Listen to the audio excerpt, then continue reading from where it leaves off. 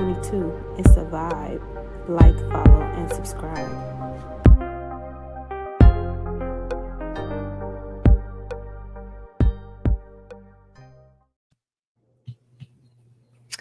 Hello. Oh, that's a nice intro. Thank you, everyone. I have a special guest today. Welcome back for another episode of the Chanell Love 22 podcast. Today, let's welcome Kensley May. He's a national certified counselor and licensed professional therapist at Catalyst Counseling Therapy Services. He was awarded the 2019 inaugural Diversity Champion Award at the University of West Alabama in 2024. He was honored as a Marquis Who's Who listee representing the state of Mississippi in the field of counseling. And most recently, he was named the 2024-2025 Outstanding New Counselor by the Mississippi Counseling Association. Ooh, that was good. He also served on the executive board of the Pine Belt region of the Mississippi Counseling Association and graduate student committee with the American Counseling Association. He's also an online adjunct professor at Grand Canyon University College of Humanities and Social Sciences. He educates and mentors the next generation of mental health professionals. And last but not least, he's a proud member of Alpha Phi Alpha Fraternity Incorporated, the MGL Hattiesburg alumni chapter. He's continuing a legacy of leadership, service, and community impact. Woo! All right, Kensley. All right, Kensley, how you doing? Nice to have you here today. I'm good. How are you? I am good. I'm excited to have you here on the platform today. Did I introduce you correctly? Do you have anything to add? That's that is enough. That was a mouthful by itself. I was gonna say that I'm actually happy to be here. Knowing us and knowing you working next to each other down the hall from each other in the same building. So I'm actually glad to be here. Right. And Catalyst Counseling Therapy Service has 2 locations, but we're in the building that's the Biloxi location. Yeah, Biloxi location. So that is awesome. Okay, so today we're just going to discuss a little bit about, of course, you're an African American healthcare professional. Yeah. Like the impact of how you've dealt with that or some of your experiences with that. And also we're going to touch on healthcare in the African American community and, of course, Black males, how they view healthcare in the African American community. So starting with that, yourself, Kensley, as an African American healthcare professional, do you feel like you had challenges, of course, being an African American healthcare professional, but just as a therapist, just going through like school and then your jobs and just being an African American in this field of health? How has that been for you? It's a full circle moment, full circle. And I say that because I wish I could remember her name at USM. So what happened, how I actually got started, the field kind of chose me. I didn't choose it. I was going to be a nurse. My mom has been a CNA since 1997. So for a very long time, she's been a CNA. And I saw her, put on the scrubs, take care of people. She did home care. She did hospice. She did skilled nursing facilities. So like seeing her get up and go to work and see her change lives. And I was like, I'm going to do that. So I'm from Law, Mississippi. People know what that is. Laurel, but we say Law where I'm from. Graduated from class 2014. But in high school, I did LI Health with Miss Hosey. She was my LI Health teacher. And I got to put on the scrubs and learn about nursing and go to the hospitals and stuff. And I'm going to go on to USM. And I'm going to be a nursing student. I had a major in nursing, a minor in psychology. And in one of the classes, we had to go to therapy as like extra credit. And I was like, cool, I'm gonna go to therapy. Don't know what I'm gonna talk about. I don't need it. So I was your typical like new client, basically.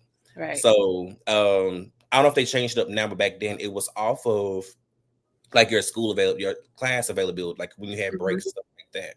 So I got paired with the African American female. And I went in there like with the mindset, I'm just here for class credit. I'm not here to do anything extra but get my grade and go on. Right. But I did not know that full circle moment until now that I'm in the field what she was doing. And putting back those layers, help me understand, like, you need to understand your value and what you want to do and live a Right. life that you feel like is purposeful, not off of what your mom is doing. Because she had her life, she's doing it. Right. Things happen. I wasn't able to get nursing school at USM. I flipped over to major in psychology fully. And then it's kind of like, well, the story started writing itself at that point. Mm.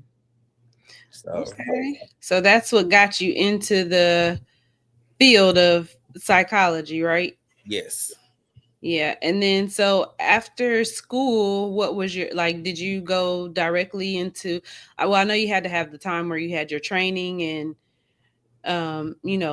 that type of thing. So do you feel like could you feel that there was a need for um in the African American community, of course, for a black therapist, like a African American therapist to relate to some of our African American males or just families in general? Like, how do you feel about that? I didn't really pick up on how we were needed until I got into the field. And I say field, like I was doing in-home counseling for a different agency during COVID. Mm-hmm. And it was maybe in our office a good 5 or 6 African Americans, but I was the only male. And have a great mentor. She is also my LPCS who supervised me for my hours and everything. And she was basically telling me, like, you're gonna be a dime a dozen. We're gonna need you. And at the Mm-hmm. time I was like maybe 22. And I was like, what are you Yeah. talking about? You're gonna need me. All right. I'm like, all these women here, like, she's like, but remember, like, you're gonna be the one that people are gonna need. And she's like, I'm gonna leave it at that because I'm gonna let it sit and resonate. Um, Mm-hmm.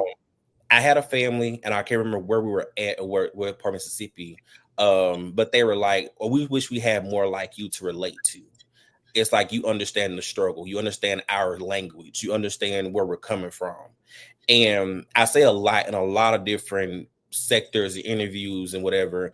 They basically say it's good to understand you're listening to comprehend, not just listening to be listening. Right. And I was Right. like, huh. And that kind of stuck with me. Because sometimes people do just listen to listen, but do you really feel where I'm coming from? Right. So I didn't realize there was a need for black males in the field until after that situation happened. And then once I got in, and I was at that time going through grad school, was a different program.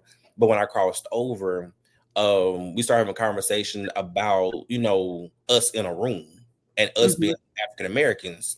And there was a very small percentage of us that hold therapist titles or us, in those spaces.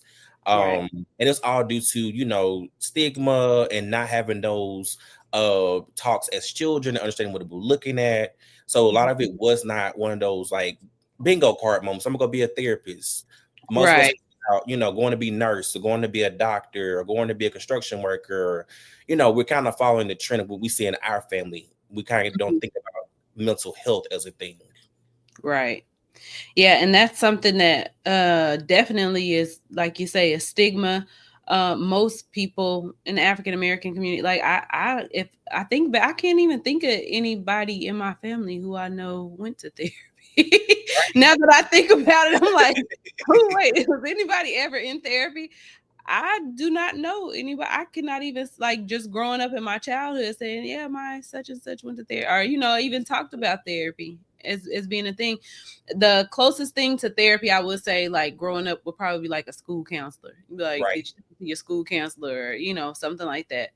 But other than that, I can't really think. So now I feel like today, especially just in the society that we're in today, with things that's going on and and times that we're in, like therapy is so needed. And I feel like, but honestly, I feel like the African American community are actually waking up to the idea of it, because we're starting to see more people say, okay, maybe I need some therapy, or this, like, it's actually a thing. So that's my goal, to like continue to talk about it and push it out there and let people know that it's okay.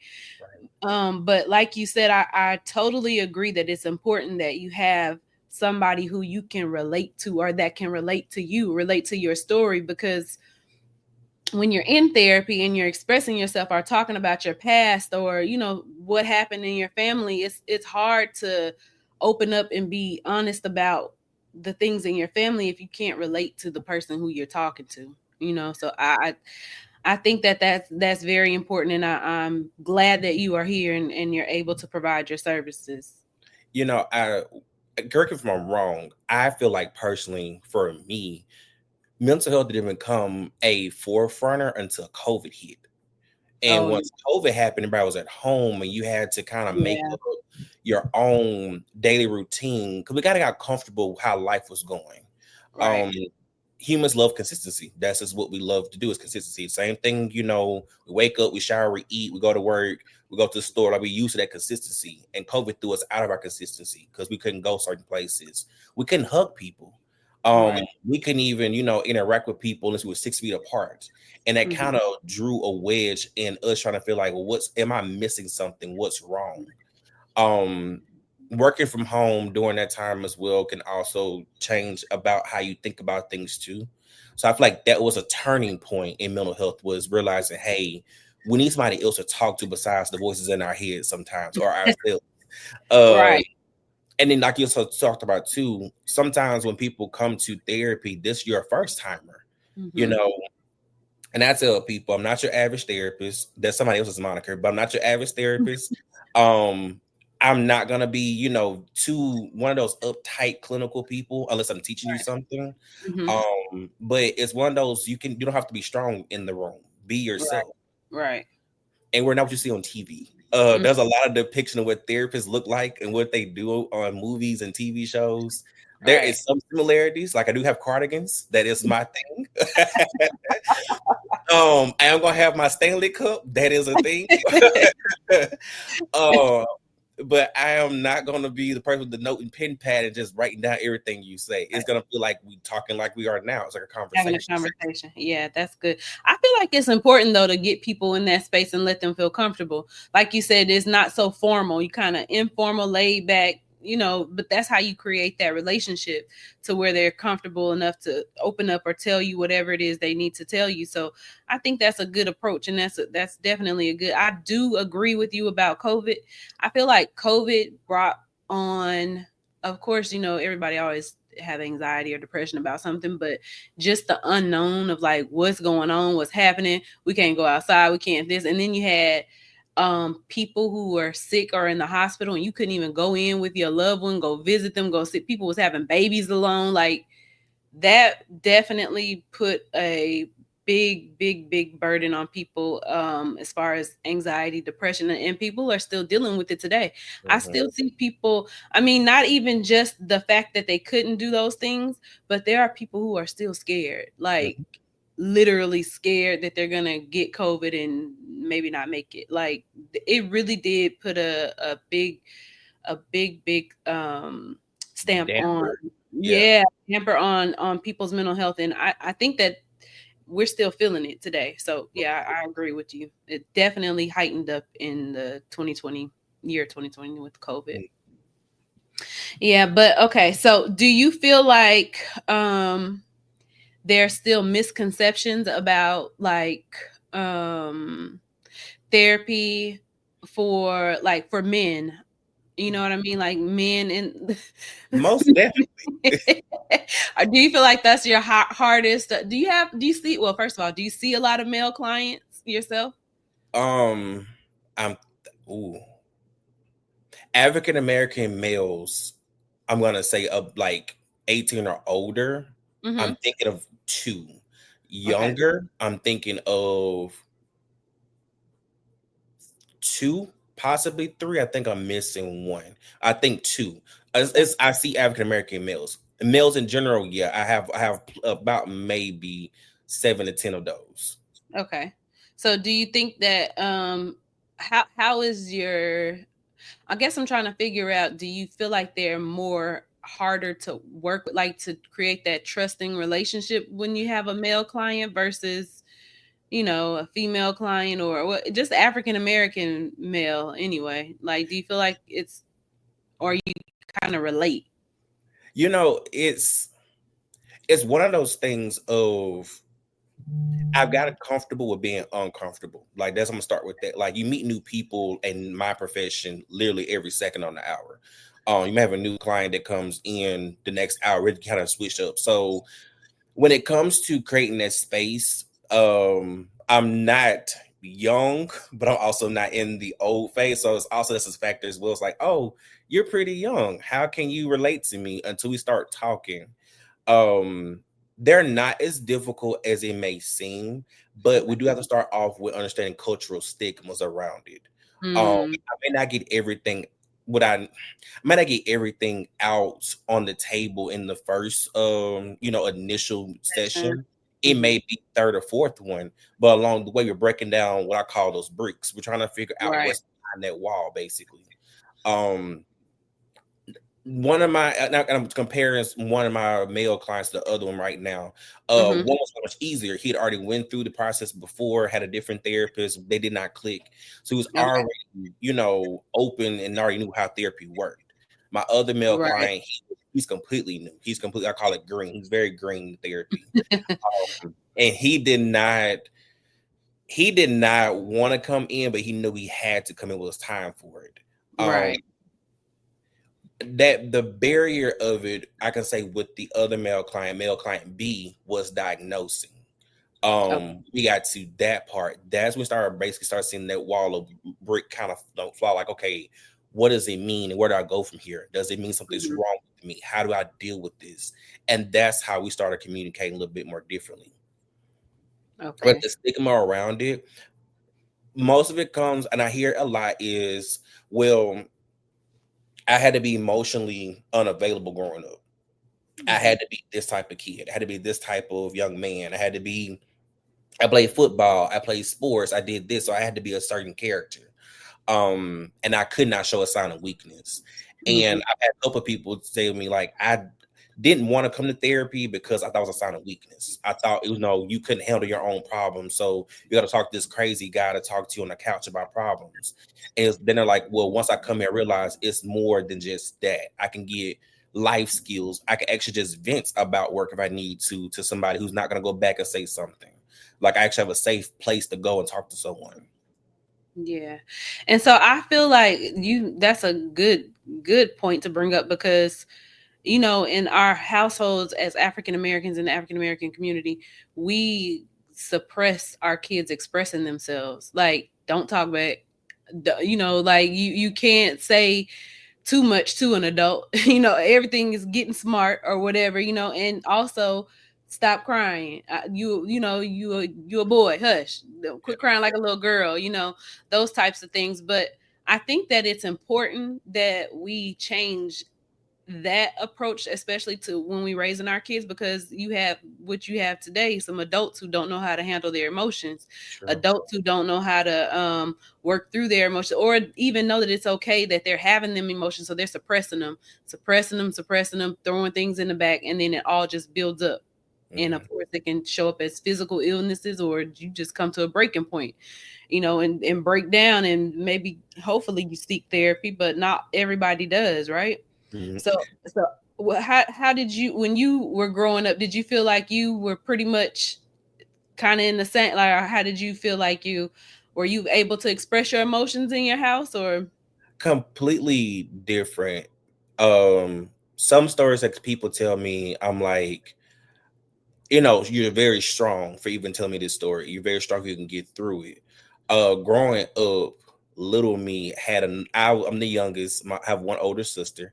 My mom and dad were married for 34 years. okay. My dad recently passed 2 years ago.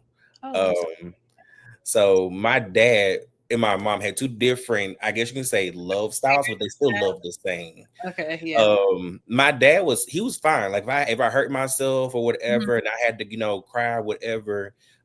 Here's my thing was like, Sean, shake it off. And Sean's like Mhm. one of my middle names. He's Okay, like, okay. shake it off. He's like, it's gonna be fine. My dad was always encouraging words. That was Right.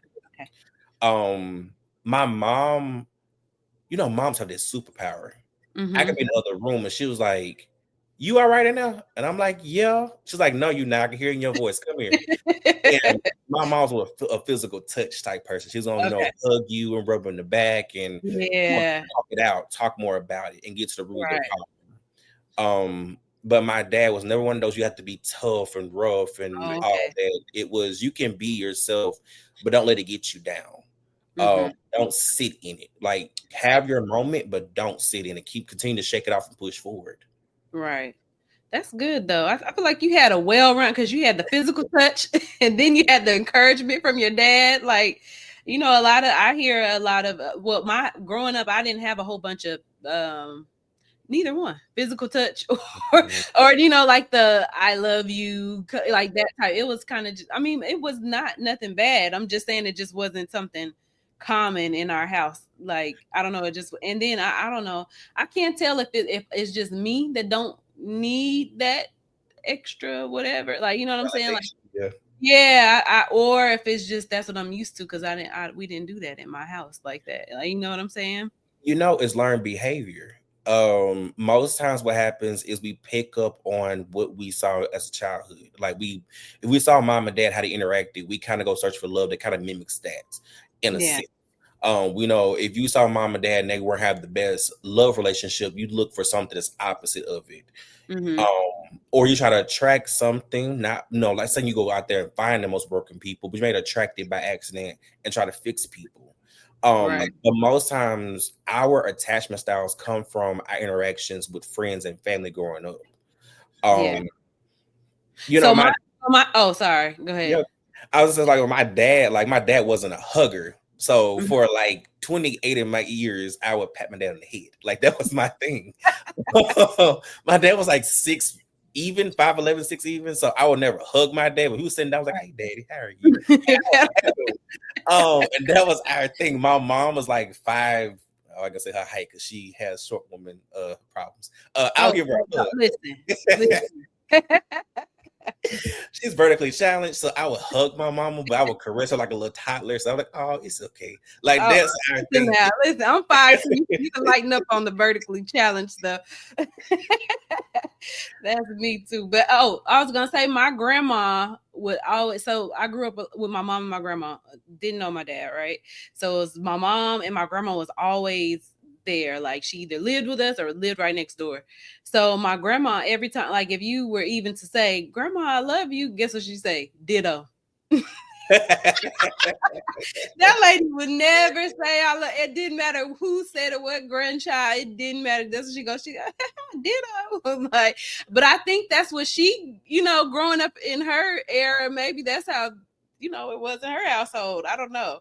So She that just reminds me of my dad a little bit. My dad would say I love you back through text message. I guess it got him choked up in real life. in I real don't life. know. But I'm like, I love you, dad. He'd be like, that was his thing. I don't know what this is, but he would that was his thing.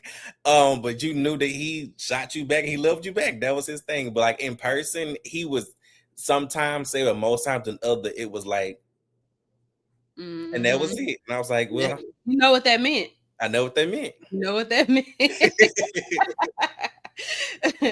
That's cool though. That's cool. But so yeah, I do feel like we're making strive and making it better as far as being more outspoken about therapy in the African American community and having people to seek therapy. I feel like um I seen this thing the other day that said don't seek a therapist when it's really bad. Like it's okay to get a therapist now when you're not feeling so overwhelmed, so depressed or whatever. Like you don't get a fire extinguisher when you don't go buy a fire extinguisher when the fire is already going. You have that in your back pocket. So establishing a relationship with a therapist, having that just as an option if life is going to continue to life and we still going to go through things. So having that as an option, I feel like is like detrimental. Like you need to have that. If you don't have that, it's detrimental. I'm saying you need to have that as an option to go to, because a lot of times people are when people come to me for an appointment, it's like I don't know what like I'm at this point. Mm, And then the appointment is not like tomorrow. You right. know what I mean? So if you already have that established relationship, have that um therapist there for you, then you can always go back and like if you complete your sessions, do you have patients come back to you that you know you like, okay, you're pretty good for now, and then they reach back out later, or how do you what's your experience? So in the beginning, I was gonna say too, we are making strides, but I think it's like we're at the revolutionary period. Like we're just in the beginning. So Absolutely. many there's so much more areas we need to touch into, especially when it comes to young boys and young men out here in the world who are trying to survive in this lifespan, of course. And you kind of see time repeats itself a little bit in some areas where people do follow the street mentality and follow in those behaviors. So I feel like we have people can look now, they know that we're here. It's just that buy-in process of coming and feeling secure in this. I Right. feel like that once we get like a lot of buy-in, in my mind, that's the word I'm using. I feel like then okay, we've made it. I feel like we're just not getting the recognition that we deserve. Oh, Um, well, listen, let me. I did not tell you. I ain't even hear nothing about therapy. I'm just saying today, it's a conversation. It's a right, topic. So we definitely have a ways to go. right. But I definitely agree with you. I'm sorry. Go ahead. But yeah, but when it comes to clients reaching back out, I'm used to it in a sense of because I've done different sectors of mental health. I've done addiction medicine. I've done in-home counseling with children. I've done acute psychiatric facilities.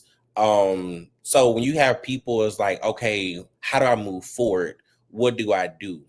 I always tell them use the tools on your tool belt first that we talked about. If that don't work, then let's have a reassess conversation. um I do like success stories. I do have clients reach out and email me like success, like, hey, I've made it to this point in my life where I finally Yeah. moved and I got this going on, or I actually got up to the college we talked about. Thank you so much for this process. um but sometimes when it comes to people reaching out for help again, it's a slim chance. It does happen, but not as often. Okay. But I always tell people to refer back to things that we talked about. Um, so Senior, who is Ashir Windsor's husband, over Catalyst, I always said we're in the 22nd century. So everything I do now is through virtual. So I send out emails and handouts and YouTube videos and podcasts. So it's always something you can refer back to that's handheld. Yeah. Um, YouTube videos from Therapy in a Nutshell or Dr. Tracy Marks. I send those to clients and the reference backs we talked about in session. Or if we do a virtual appointment, this is what needs to watch together, and let's talk about what have you, noticing yourself in this video. And then you can have it in your arsenal for when, like, okay, I know I'm over this moment, but I think it's coming back. Let me go back and research. Okay, what does this mean? What are the symptoms and signs you're looking for? How should I talk to my doctor about these things? Mhm. Um, I'm a very big advocate first. Uh, I want you to know everything up front about what you are talking about or getting into or thinking. And I'm a therapist on the other side. So it's kind of like, teaching coping skills, talk therapy, going through the different models about therapy. But I want you to be able to advocate for yourself first. Be able to say, hey, Dr. Tawana, like, I'm going through something. Like, these are the signs and symptoms. I'm having restless nights. I'm having racing thoughts. I'm having, euphoric feelings. And they could be able to tell you how it's going on for longer than 6 months. And I know if it's going on 6 months, is what's going on. Like, I want you to be able to have that type of knowledge going into Right. whatever sector. So yeah, like paying attention to your body and being able to recognize what's going on with your body. And all the things that you mentioned were awesome and amazing tools. So this is why a perfect example of why we need therapy, because you don't even know those things exist, right? You Not don't at know. all. Yeah, you don't have a tool belt for for when you're going through something difficult. So that's amazing, and I'm glad that you do take your time and teach it. I hear amazing things about you just by the way from your clients. So I know you're really good at explaining things and then providing those tools for them. That's good. So what would you say are if you could think of like the biggest barriers that prevent African Americans from seeking therapy? Like, what would you say the biggest barrier would be? Besides us, not, of course, not everybody know or think that that's an option, but what you think? Insurance. Mm, Um, Not understanding your benefits and understanding how insurance works. A lot of people, and I even say myself in this, before I even started looking into it, didn't understand how insurance benefits work, because mhm. people think everything costs. Because of course you get a bill from the ER. If you go to the ER, you get a bill from the doctor's office, Right. and sometimes those bills can be ridiculous. Hmm. Um, and I feel like that's also the thing. Have insurance? Can I even go to these things? Because I think they cost thousands of dollars. So it's like, well, we do have options. Right. That would be the biggest thing is insurance and understanding the benefits of like where you can go and how to get started. I go back to addiction medicine. I did medical detox at South Central Regional Medical Center in Laurel. The attending physician, I'm gonna give him a shout out, Dr. Mandeep Singh. Dr. Singh actually helped me get my master's. I was going through my internship and practicum, so I was like Oh, his right hand man on the unit. But I did utilization review, which is basically calling insurance, putting in the things for to get approvals. Like they got denied, going through those process with them, and even the process of getting them from detox and going to rehab was also a mhm. process too. Calling the customer care line, having a client in the room say, "Hey, call this number, ask them for Mhm. your options. Let's go over pricing. What does it look like?" And most people didn't understand. Like, there's a customer care number for this. Like, I just thought you just call and there was a robot talking. Like, there's people in insurance that can kind of help you to get you where you need to be. So I feel Right. like that's thing, like the knowledge of understanding, like you do have a lot of power in your pocket more than what you think you do. Right. Right. Yeah. The insurance definitely is something that people don't take advantage of. Some people don't even know their insurance therapy is included in their insurance. So that they're like, "Oh, insurance pays for that." So I Mhm. think that that's important too to understand what your insurance actually covers. So that was a good point. That was a real good point. Um, do you have anything that you could say that you wish um that the well, just as an African American black male, that black men knew about therapy, like the I guess the benefits of it, or just having therapy. Is there anything you could think that they knew more about it? How natural it feels. A lot of people, and I say a lot of people, this is just me being generalized. You feel like it's time consuming, going to these appointments once a week for an hour. That seems like a lot. We already have a busy schedule. You're a dad, you work, you are a baseball coach, you are in the church, you do a lot of, like, it's always so much on your plate. But think about, Right. you go to the barbershop. Like I go to the barbershop every 2 weeks. Like that's just my thing. I keep a clean cut. That is a cultural thing in my house. You gotta look Right. presentable. Um Absolutely. so the barbershop that I go to here in Hattiesburg, which is Squared Up Barbershop, giving them a shout out to. Go They, ahead. Shout it out. I'm always about make sure people get plugged in. But Right. there's an atmosphere there that's very inviting, and we have barbershop talk like every barbershop does. But it's more than just sports. It's more than just cars. It's legit. How are you doing? Right. How's life treating you? Um, Hmm. my barber and I have conversations while he's cutting my hair about, he's a dad of two kids, and he's asking about my life. It's just like that. How we take our Hmm. time for things just as seamlessly as going to get a haircut, you can come to therapy. It's just as natural. Right. Um, and just like going to get a barber, not everyone can cut your hair right the first time. You got to go through some barbers to get your good one. Right. And then once you get your good one, you be loyal to that one. Right. You ready to Uh, come back and shout them and out? I'm just kidding. right. And if you go on vacation, you hold out till you come back on vacation, get your haircut. But yeah, that's how natural it feels. Just like it is going to the mechanic shop, going to a tool, whatever. Like it's just like that. Come and sit down and talk about your feelings. a lot of people I've noticed have not realized how to identify their feelings. Um, you know, we know the general ones like happy, sad, mad, all of those, Right. but we never really peel back those layers and see what's underneath it: disappointment, Right. disgust, lonely, exacerbated, which, you know, all these big words. It's like, well, I didn't know we got that deep. I just thought it was just the surface level Just the thing. basic, yeah. Right. Um, which goes into another thing is like surface level. Most times, what we see from people is just surface level. Um, we all put on a character. Like we're out in public or when we meet people, we have to be a certain way, and that's a societal thing we all do. We have to fit in a certain way. And you have to be societal norm in therapy. You can actually peel back those layers and be your true independent self. Right. Do you I feel like maybe people don't even know who they truly are. And that has been a question I receive a lot of times. It's like, who am I really? Right. Yeah, because guess what? We like you said, we in this society, we going to work, we going, and you put on this face, you Right. know. Yeah, and then everybody, how you doing? Oh, I'm fine. That's the Right. answer. Fine, fine, fine, fine. Thank you, Everybody's Mary fine. J. Blige.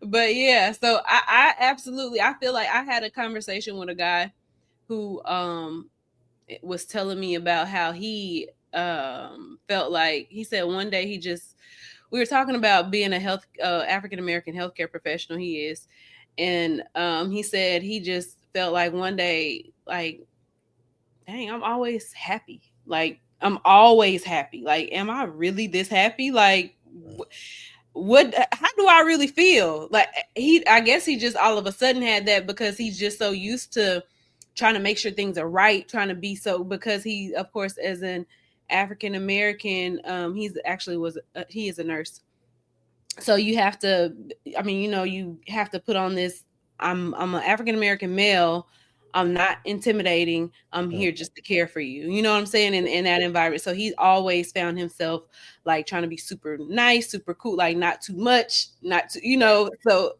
I said that is a very valid question. I feel like a lot of people don't really sit in silence and just let it all let it You all. know, it's like when do you really have time? Like that's also been a thing too. Uh, Yeah. and I also want to say too, when you talked about like, am I really happy him being a nurse? I always tell people, and I found this out even in my own research, we all deal with some type of high functioning something, was Yeah. high functioning depression, high functioning anxiety. Um, I feel like in the African American community, and it's just me speaking about me, we kind of get hooked on titles. Like they say, hooked on phonics. You kind of get hooked on titles.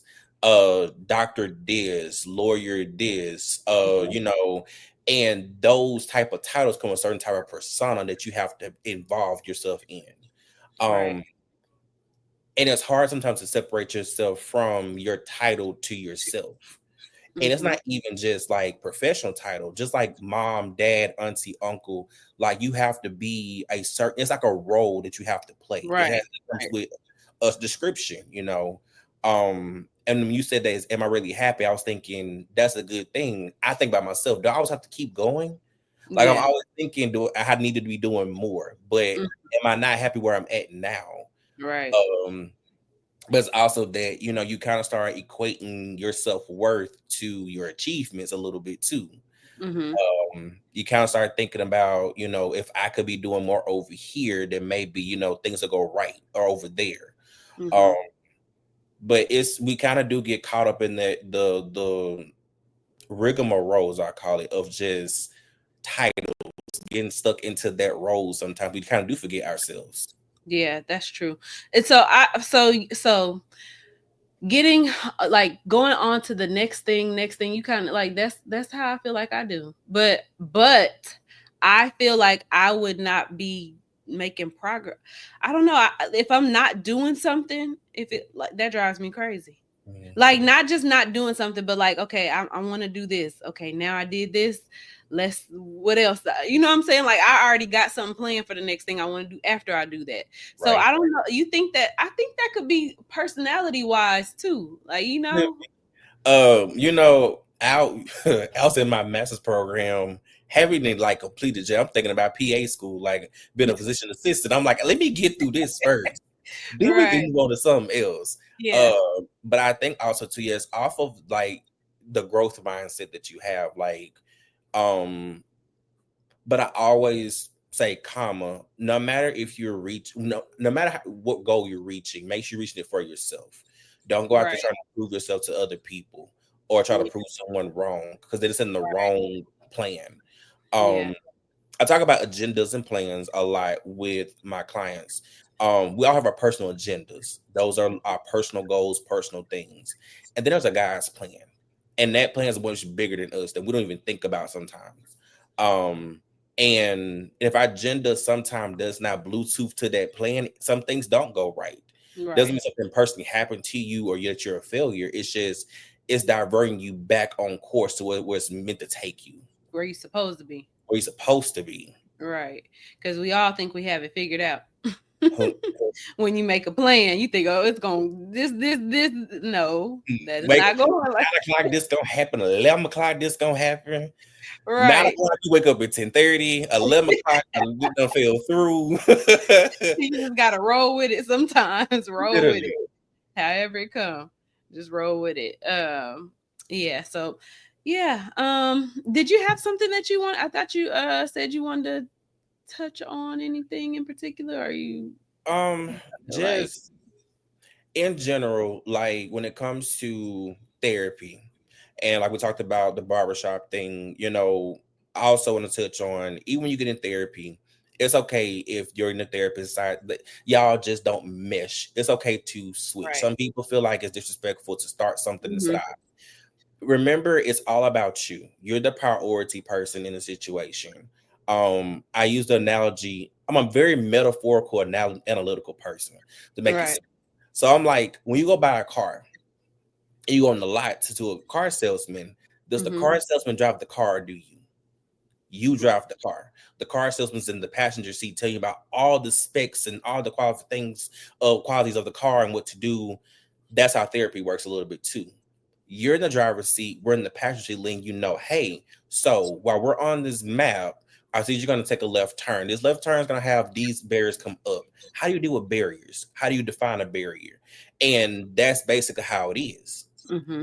When you buy a car, do you finish a deal in one sitting? Sometimes you don't. You go to the next car dealership. So it's okay sometimes where you feel like, okay, I've got enough out of you, and I feel like this is where we need to stop and go somewhere else. That's completely okay. Right. Um, Also too, and I send people a lot of things about finding the right therapist and all that, but it's Mm-hmm. also the comfortability. You Yeah. know, Yeah. we That's. we as therapists hear a lot of personal stories, and sometimes we're the first person to hear these stories. Mm-hmm. And if you don't feel comfortable telling somebody your, deepest, darkest secret or however you want to put it, it's going to be hard to continue that therapy relationship moving forward because you're thinking, is they judging me? Are they still thinking about it? Did they write it down and put it somewhere? Like, you're not going to be focused on the opposite end of it instead of being more engaged in what's currently going on. Right. Right. That's true. So, touching on that, you being a therapist, we do hear a lot of heavy things. How do you deal with that? Like with your own mental health and your own, um, creating space for our time for your own self care, your own mental health, and just to decompress from all the heaviness that you take on from your clients. Um, Number one is realizing that you're not the person that hurt them, so you can't take on that type of heavy weight all the time. You could be empathetic. Mm-hmm. Um, I also do a lot of disconnection. Like there's some things like once the session ends, I do things that I'm keeping my mind off of it. Yeah. I have things in my office. I color. I am a 29-year-old boy that still colors and Hey, color. it's Uh, therapeutic. It's therapeutic. therapeutic. Talked about it earlier. Like I have music playing in my office all the time. It kills the silence. I have things in the background. I have a wonderful, wonderful friend group. Both professional and personal. We don't talk anything about work, but it's just talk to somebody outside. Well, professional, of course, we can have consultations, but my personal friend group, we can just talk about anything under the sun and keep your mind off of stuff.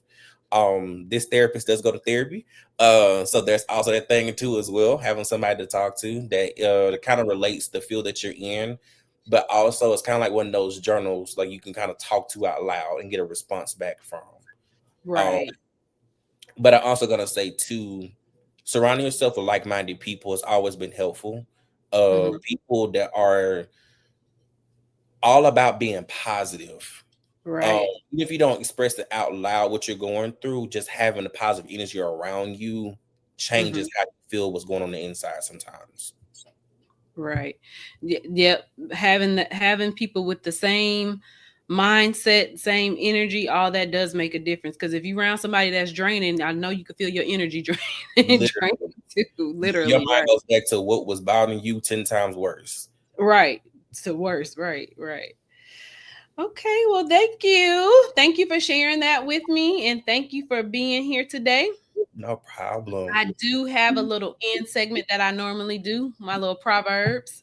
Okay. I have you pick three numbers between 1 and 11, and then I will say the beginning part of the proverb, and you fill in the end, whatever with whatever you think belongs at the end. Okay.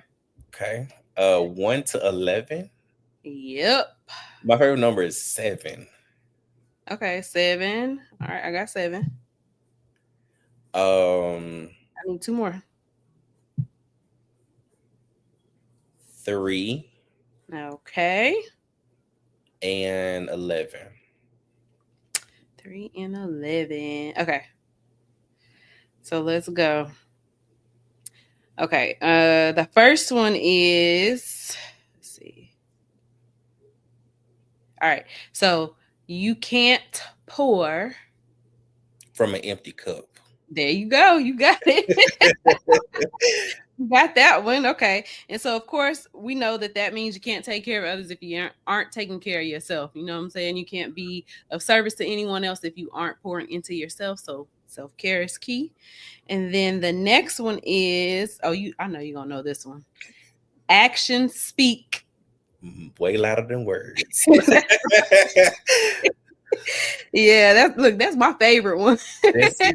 We need to pin that one. Actions speak louder than words. Of course, you about that action. Let's see what what you can make a plan. You can say you're gonna change. You can say you ready for a change, but until you actually put it into motion, then it's not gonna happen for you, or it's not real. It's not gonna happen yet.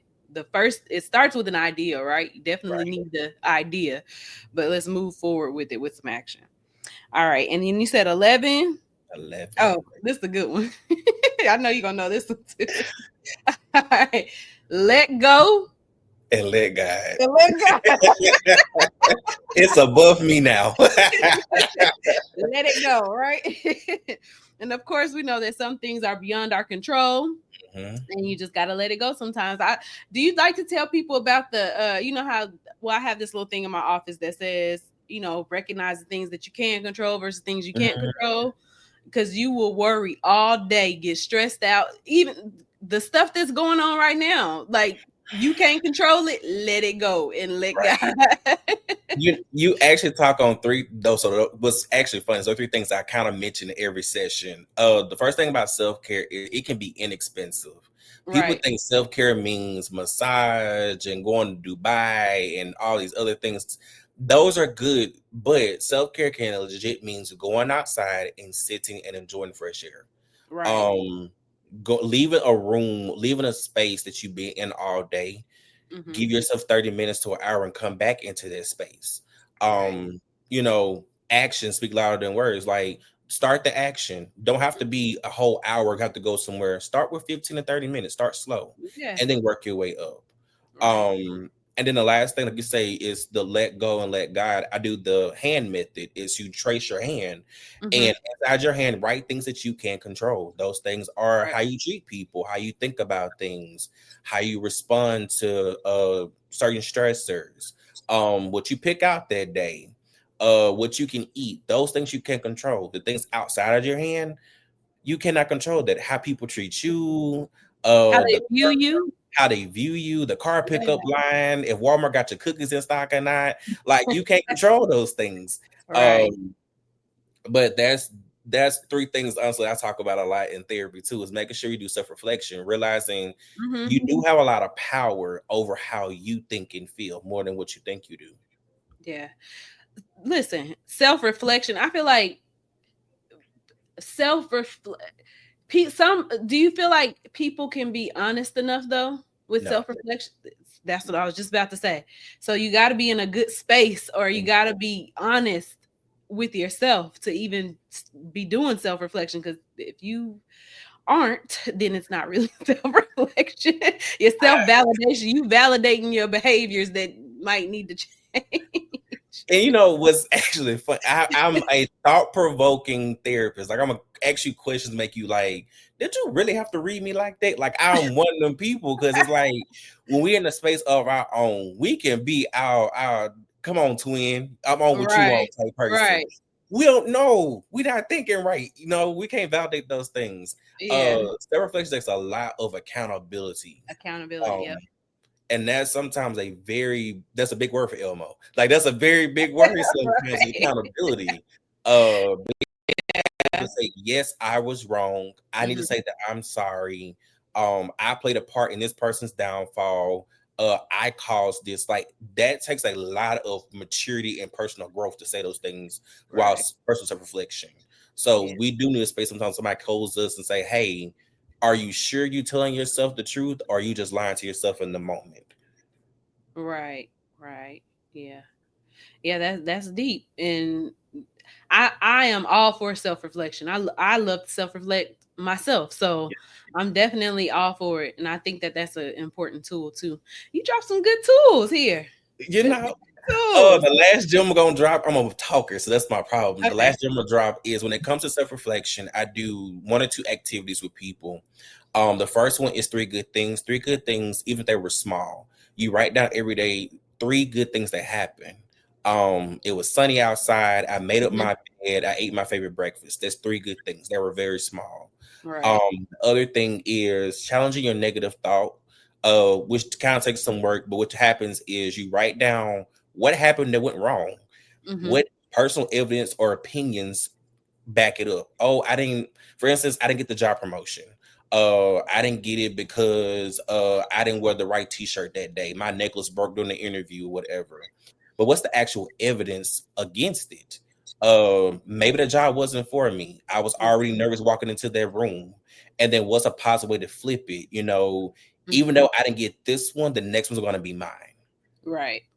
And Um, that's a good. Maybe the job wasn't for you. What's for you is for you, right? Like if it's for you, it's gonna come to you. So maybe that you might have dodged the bullet and agenda and didn't plan. even know. Right. Agenda and plan. Your personal agenda was to get that job, but that wasn't according to the plan. Right. Wasn't according to the plan. You're right. You're right. Yeah. So that's good. That's good. Yep. What were you about to say? Another? Oh, that's the only two I got for you. Oh, okay. I thought you were about to say something else after that, but yeah, definitely. But yeah, I think that we pretty much shoot. You gave us a therapy session in here. Some tools for our tool belt. Right.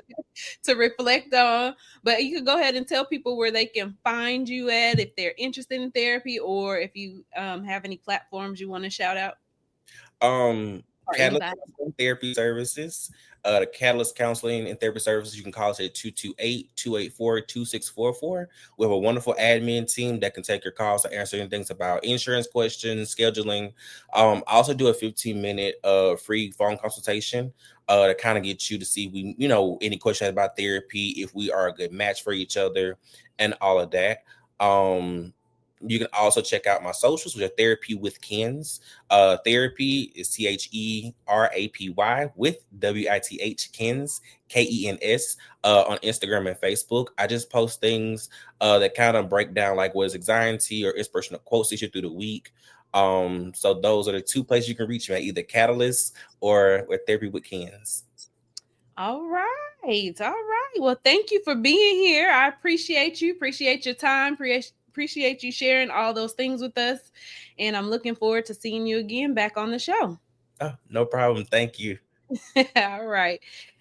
Peace out.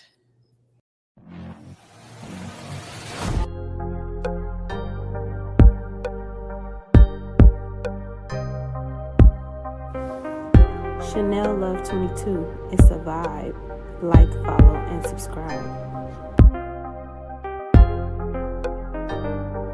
Disclaimer. The information shared on the Chanell Love 22 podcast is for educational and entertainment purposes only and is not medical advice. Neither the host, guest, nor the podcast assumes responsibility for any actions taken based on this content. Listeners are strongly encouraged to consult a licensed healthcare provider before making any changes to their health, including medications, supplements, or treatments. This podcast is intended to comply with applicable regulations. However, it is not a substitute for legal or medical advice specific to your location. Listeners outside of the United States should ensure they follow healthcare guidance and regulations relevant to their regions. Thank you for listening, and remember, health is wealth.